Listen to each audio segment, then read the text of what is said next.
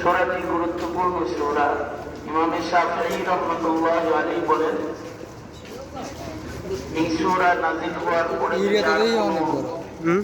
আয়াত সূরা আল্লাহ তাআলা উম্মতকে নাও দিতেন, গোটা উম্মত যদি শুধু সূরাতুল আসরের আলোকে জিন্দেগি বসর করত, তো সূরাতুল আসর কিয়ামত পর্যন্ত আনেওয়ালা মানুষদেরকে নাজাত দেওয়ার জন্য যথেষ্ট একটি সূরা।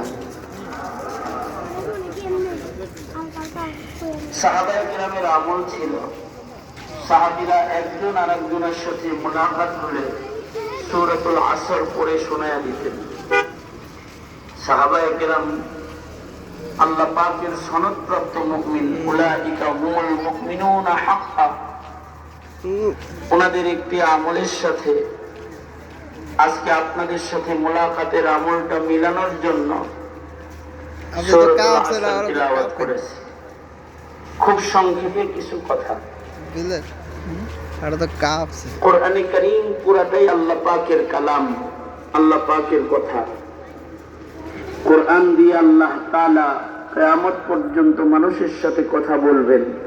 যারা কোরআন পড়বে তারা আল্লাহর সাথে কথা বলবে।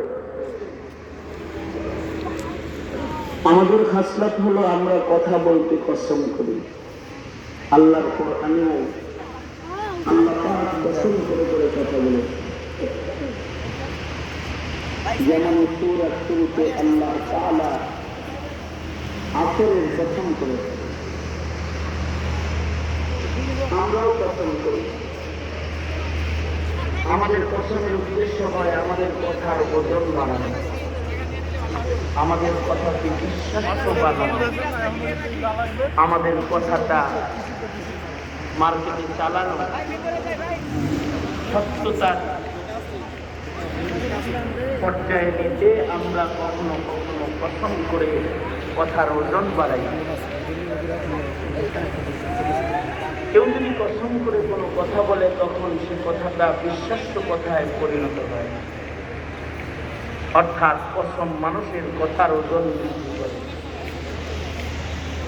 আল্লাহ পাক কোরআনে কারীমে কসম করেছেন, কিন্তু আল্লাহ পাক আল্লাহর কথাকে বিশ্বাস্য বানাইতে অথবা ওজন বাড়াইতে কসম করেন নাই। আল্লাহর কথা সব বিশ্বাস্য, এটা কসম করে বিশ্বাস করানোর দরকার নাই। ওমান আসদাকু মিনাল্লাহি কিলা, আল্লাহর চাইতে সত্য বলনে ওয়ালা তো আর কেউ নেই। আল্লাহর কথা কসম করে এটাকে ওজন বানানোর জরুরত নেই। কালামুল মুলুকি মুলুকুল কালাম, বাদশাহ